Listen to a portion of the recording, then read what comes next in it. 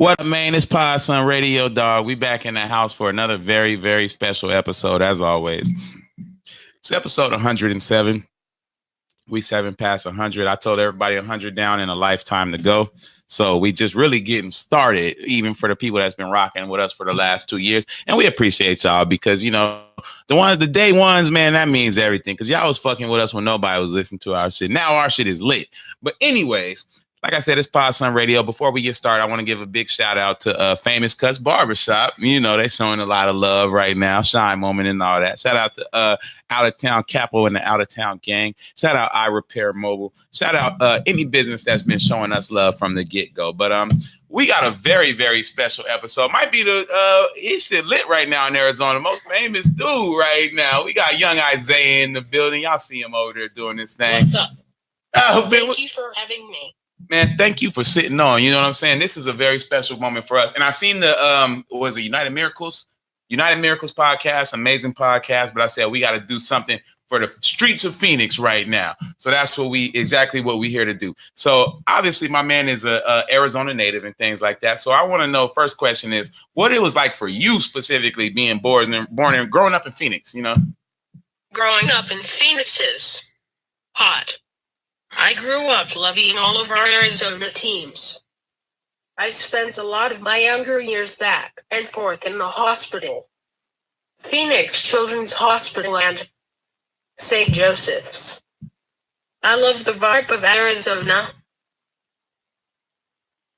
You know what's crazy? I was born in St. Joseph's. So that's the first shine moment, you know what I'm saying? Let's go ahead. Let's make some noise for that one, man. Gotta give some applause. I was born in St. Joseph, man. I'm a Maryville baby for sure. All right, so tell me about your first, because we like to get to know who you are and stuff like that. So tell me your first childhood memory that comes to mind. The first childhood memory that comes to mind was my obsession with 50 Cent. I played out his music, rocked his clothing and shoes, had party themes of him. I loved his music. I finally got to meet him when I was 17 years old. Shy moment. He was a humbling guy. He heard me out. Bro, that's super dope, actually. And outside of being super dope, it's also super funny because I remember them G-Unit tank tops was kind of stringy on the side. You kind of little to have been wearing G. All right, I'm fucking with it. Okay. When did you first develop, like, because, you know, I'm big hip hop. You know, that's just how we grow up and shit like that. When did you develop your passion for hip hop? My passion for hip hop started at a very young age. I want to say around 5 and 7 years old. My parents always said when I was a toddler, I always was dancing and grooving to music. I felt the rhythm, they said. I always loved music for as long as I can remember. Shy moment. I hope you can dance, man. So did your parents tell you? We're going to leave that alone. I hope you could dance.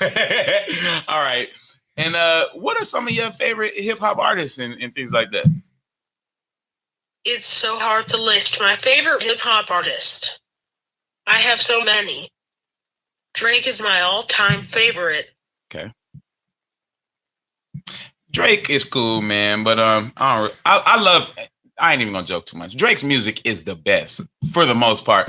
I think I just don't like him because he light skin or something like that. I'm not sure. I got to get that together. But shout out to Drake, man. All right. And one question I definitely want to ask, because I do this from a journalistic perspective. So I want to know how you feel inside and shit. So like, did it ever discourage you like to not pursue music being born without a jaw? Yes. I have been discouraged many times even now to pursue music. Having no vocal voice is challenging, especially because I love music. I have so much to express. I love putting it out in music. Some people think it's a joke. I am making music in a different way to help people. It's not a joke. So yes, it can be discouraging. I won't lie about that. Mm-hmm.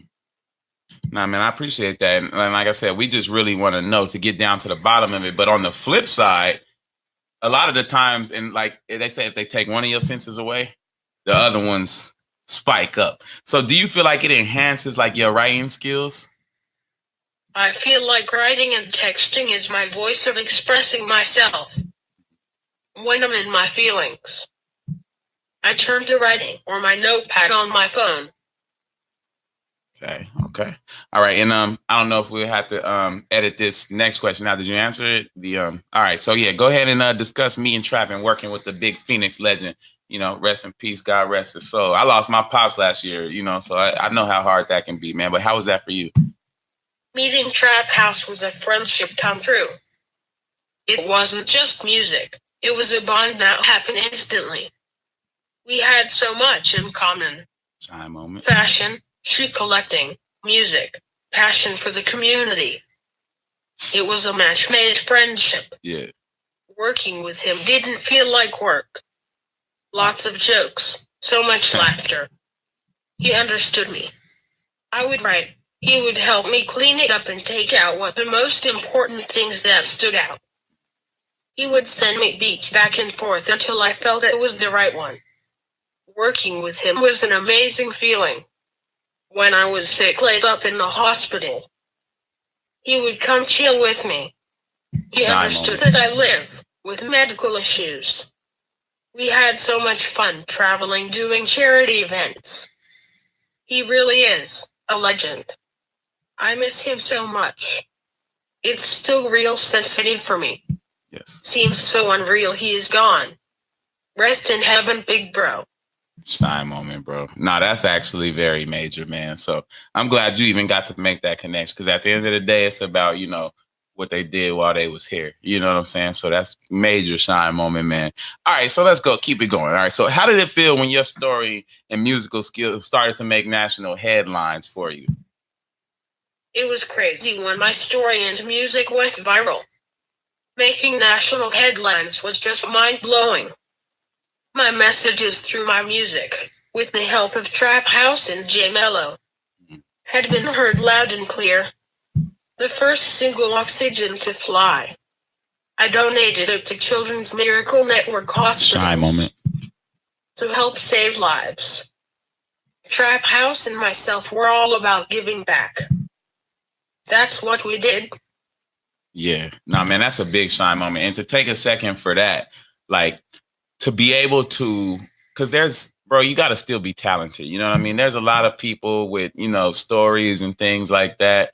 But in order to really make it relevant, you got to still be talented. So I think that's a big shine moment for you, the fact that people not only took on your story, but they also say, you know what, this kid, he wrote this, you know what I mean? So that's major, bro.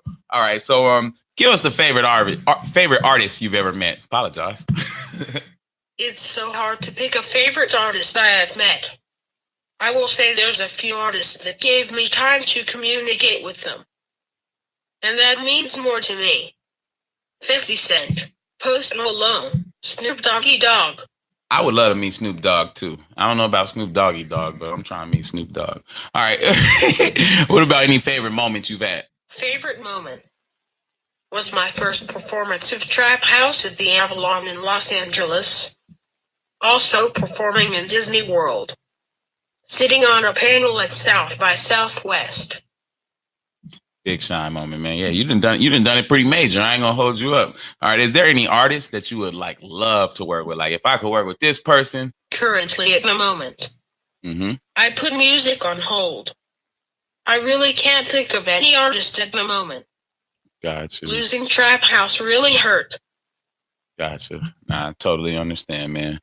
All right. So and then back to everything you've had to deal with growing up and shit. Like, going in high school specifically, did you ever have to deal with bullying and shit like that?